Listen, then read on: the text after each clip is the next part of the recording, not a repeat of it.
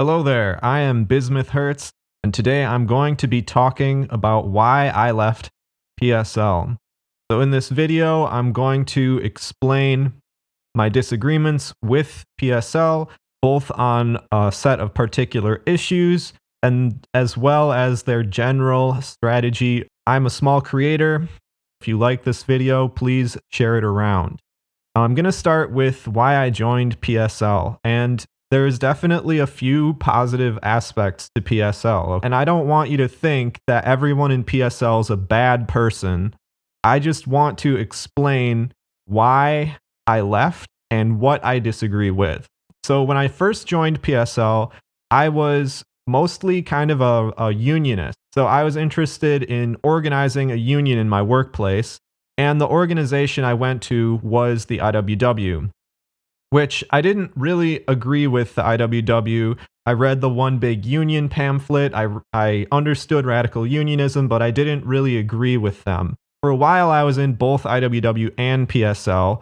And when I first joined PSL, I was really just a fledgling Marxist. I didn't know very much about Marxism. Overall, it's kind of a stepping stone. First, I went to IWW, then I went to PSL. Now I'm moving on to other political ventures. I did meet good people in PSL, and I would say overall it was a positive influence on me. When I first entered, I had a lot of anti-China dogmatism. I had almost anarchist tendencies, Maoist tendencies, and PSL helped center me. So PSL helped me to learn about a lot of different anti-imperialist struggles. Brian Becker, he published a lot of history in his podcast, The Socialist Program. It was the first time that I ever learned what really happened in Afghanistan. PSL has a lot of positive influence. They write a lot of articles. They have small independent journalistic work that they publish in Liberation News. So PSL is not an all bad organization by any means. There's plenty of good in the organization, and it is precisely that good which attracted me to PSL. Now, I'm going to get into my disagreements with PSL.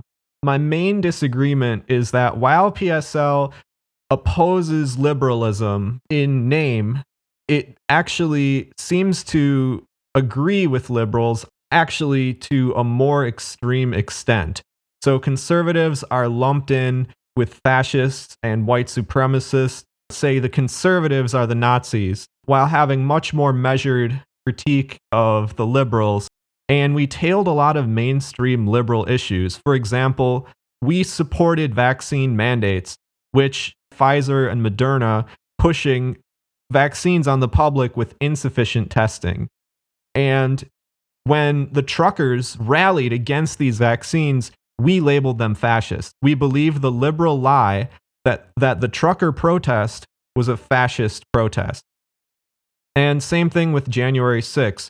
I mean, I don't support what the people did on January 6th, but I also think that a measured view of January 6th is that people are rightfully pissed off. A lot of people entered the Capitol peacefully. They didn't even necessarily do anything. They didn't really know what they were getting into. And they are now being put in prison and politically prosecuted. We have no empathy for these people. Why is it that the PSL has no empathy for the trucker protest, for January 6th, and for American conservatives in general? This is something I really disagree with. And remember, a lot of the things that drew people to Trump, while maybe concretely he didn't do that much to deal with these problems, he didn't really drain the swamp as he said he would, a lot of his constituency really actually is skeptical about war. They're skeptical about things, and we just label them fascists and conspiracy theorists and ignore them. Another issue in PSL was they did oppose anarchism in name, and they had a belief that anarchists are somehow continuing the old struggles between Marxists and anarchists that have played out in history. So we did have that anti-anarchist sectarianism on the surface, but actually we had an anarcho-communist get elected into our steering committee. So just because they passed through all of our classes, well, our classes didn't make them into a Marxist-Leninist. And then we had an actual anarchist in our steering committee. And another thing that I noticed is members of PSL were allowed to create propaganda that involved people throwing bricks. It involved things that I associate with anarchism and things that I don't think should be associated with Marxism. I think Marxists need to have a very measured and reasonable response to things. We shouldn't be promoting an outpouring of anger and destruction, and I think the PSL allowed that to go unchecked. Another disagreement I had was the culture war, and I cited this to leadership multiple times. I don't think that we should be participating in the culture war at all. I think that we need to focus on the class war, focus on economic issues. And a few examples of this, we rallied like Stop Asian Hate, but we never said join the BRI. We focused on the negative and the culture war instead of the positive and that really key economic aspect that through collaborating with these Asian countries, we can enrich America. We can make America better. Another thing is we fixated on the issue of abortion, which is unfortunately, a highly divisive issue. I think that women should have the right to abortion, but a lot of people don't think that. And when you come out in the front with abortion saying this is the main thing, people shut off their mind. They don't want to listen to you. So you actually have to focus on other things. And there's other issues related to women's rights that everybody can agree upon. For example, childcare, paid maternity leave, ending child marriages. Another thing is Kyle Rittenhouse. And I just think overall, we supported burning down white neighborhoods more than we supported rebuilding black neighborhoods. We would rather support white people who, in the name of BLM, want to go riot and loot and burn things. A lot of these black neighborhoods have crumbling roads. They don't have very good hospitals. They don't, or people can't even afford medicine, right?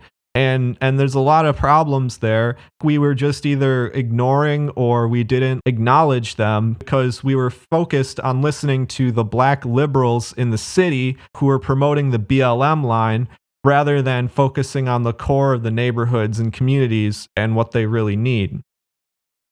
Another issue that I saw was degrowth. And I think that PSL didn't explicitly promote degrowth, but the ideas of degrowth were allowed to foster, and they did actually become part of the party line. A few years ago, we actually adopted a clause in our party program that says we want to get rid of all nuclear power. And the reason why this went into our program is because Tina Landis, who's kind of an eco-activist near the top of PSL, she determined that we cannot have nuclear power based on anti-nuclear misinformation, which she has spread as part of the party line. She has also said that we may need to reduce our energy consumption by up to 90% and seem to promote a utopian idea about how we're going to solve climate issues that to me doesn't seem very realistic. It doesn't seem like a Marxist analysis. It reminds me very much of Kropotkin with his greenhouses.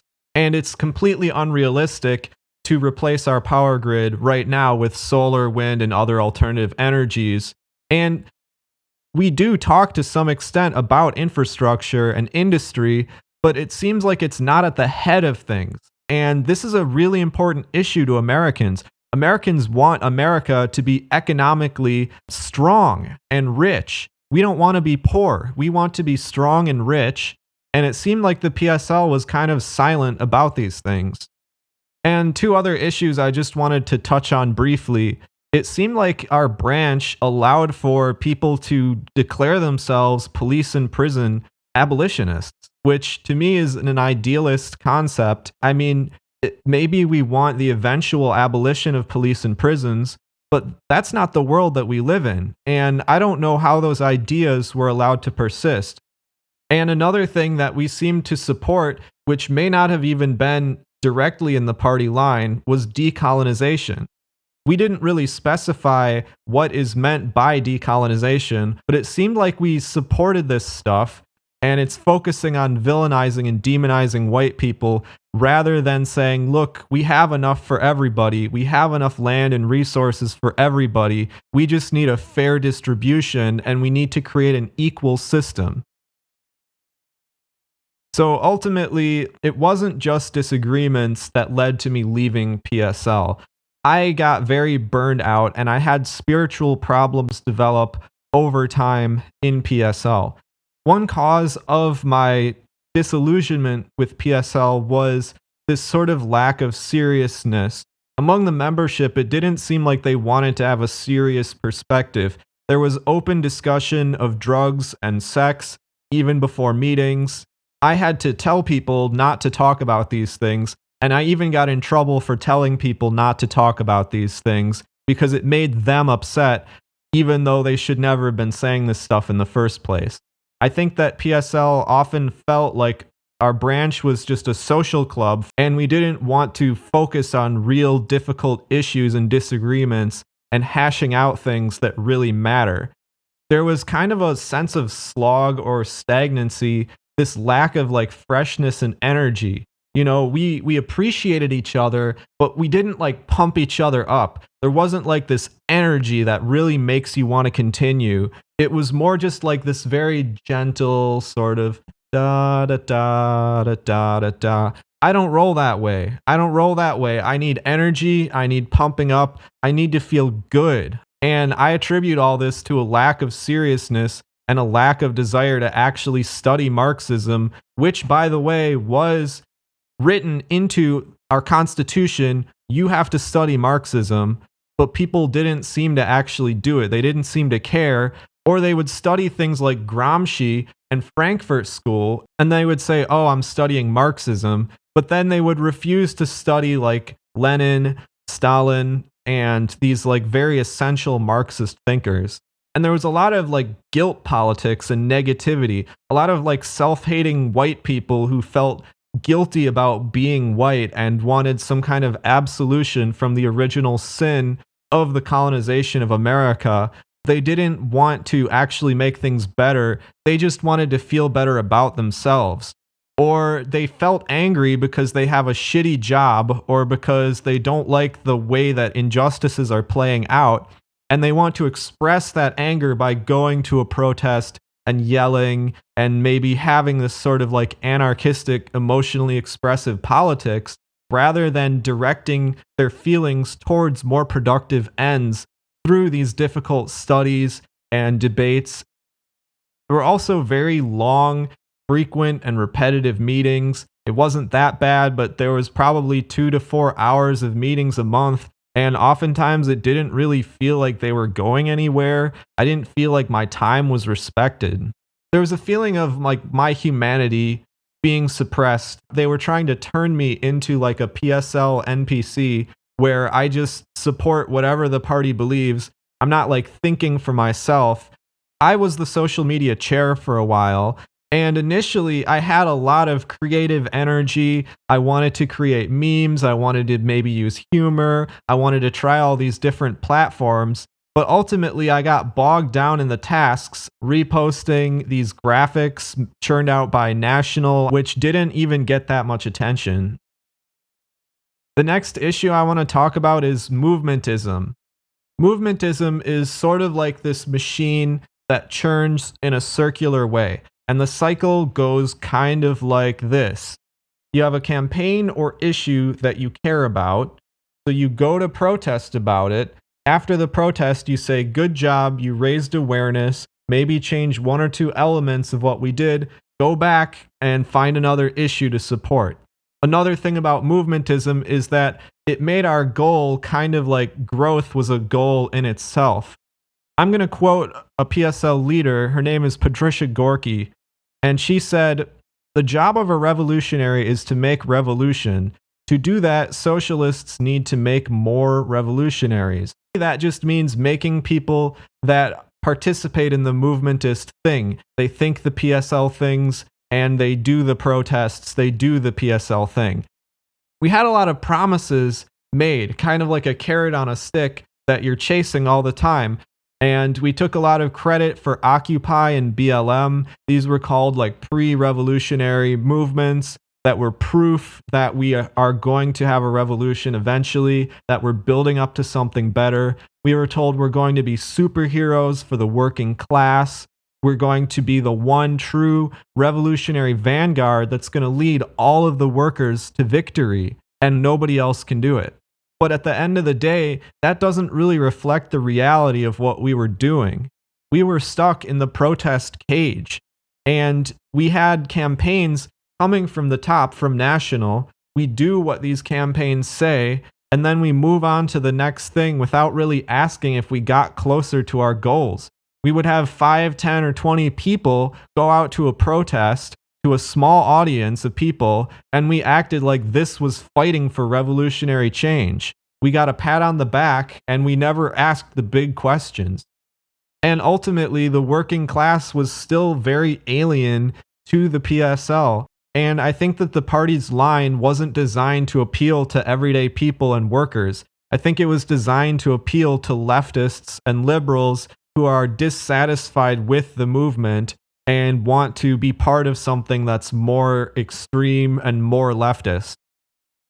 All of these ideological issues stem from more philosophical issues. There was kind of an idealism, there was a lack of materialist analysis of what's really going on. And part of this is because we walled off debate. In public, at protests, we walled off the public, we walled off disagreement, we didn't really talk to people. On social media, if someone disagrees with our post, or even like doesn't understand what we're saying, we would just delete their post. We didn't reply, we didn't clarify, we didn't try to win anybody over and prove that our line is correct. In Breakthrough News, a PSL affiliated news network, we didn't really have any debate on that network. It was presenting a single line because a lot of that line didn't stand up to scrutiny. It didn't stand up to debate. And what really saddened me was, in public, I could somewhat understand not wanting to debate because it's easy to mess up and you have to understand things really, really well to do it. And we just weren't that knowledgeable or experienced.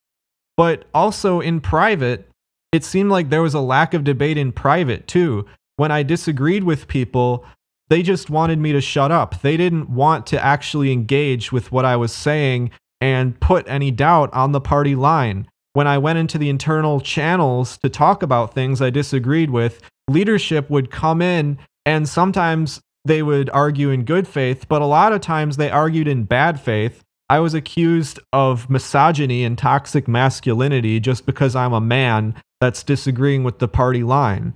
And I didn't really feel particularly heard or respected. I felt like they just wanted to use peer pressure to get me to agree. And when these internal online debates went into real life, that's exactly what happened. They got 3 or 4 people who all believe the party line and are all arguing in favor of it. They're not really trying to listen to me and accept that there might be something wrong with the party line. We were told, just put faith in national. The reason we put faith in national is because they tell us what to do. They're the experts, and apparently we're succeeding. And so you can't ask questions because we're going to succeed. National is this untouchable group of experts. You can't question anything they say. You can't even really talk to them. They won't really listen to you because they're too busy running the movement machine. And the real reason why this is allowed to continue philosophically is because of this idealism. We have our goals, we have our beliefs, and then when we put them into practice in reality, or try to, we didn't really ask, did that work? We just kind of kept on going and pushing the same ideas over and over. And there was also just a general lack of history. You would think that in a communist party, it's really essential to study history. Well, we studied some history. We studied some Marxism, Leninism, but it seemed like we didn't study the most important core of history for an American communist to study, which is the history of the Communist Party USA, the American trade unionist movement, the internationals and their relationship to America. And we also didn't really know the history of our own party. We didn't know the history of WWP. We didn't know why we split. We didn't really know where we came from. And most people in PSL don't even know Sam Marcy's name, even though we're continuing his tradition in a lot of ways. And because of our lack of study of history, I think that this is why we had a poor kind of ahistorical concept of revolution. We didn't really know what it looks like to create a revolution. We just acted as though we could continue the same strategy and continue reaching only a tiny audience of people, continue having very slow growth and a very small amount of influence, and acted like this was building up to revolution, when really it was just you're sacrificing all of this time and effort for not very much at all. So my conclusion is that I think that you can't trust the Marxist-Leninist label. Just because something is called Marxist-Leninist or someone calls themselves Marxist-Leninist doesn't mean they really think and act like a Marxist-Leninist. And we have a lot of work to do in America because it's clear that unfortunately the PSL is not going to be, to me, it's not going to be the organization that is the one true vanguard making revolution. I think they're going to remain small because of their lack of ability to appeal to a broad base of people, and the fact that they continue the old, tired, movementist strategy without rethinking what they're doing and changing it for the better. And you learn by engaging. PSL, it was bad for me, but maybe it would be good for you. And I say this because we need to gain experience. You can't just write off the whole left as bad. You can't just write off all leftists as bad people and then completely refuse to engage in the movement. That's not true. You have to actually look at what's going on and learn from experience. And you have to go out and do things even with people that you don't 100% agree with. So it may still actually be good for you to join PSL, and you may actually have some influence.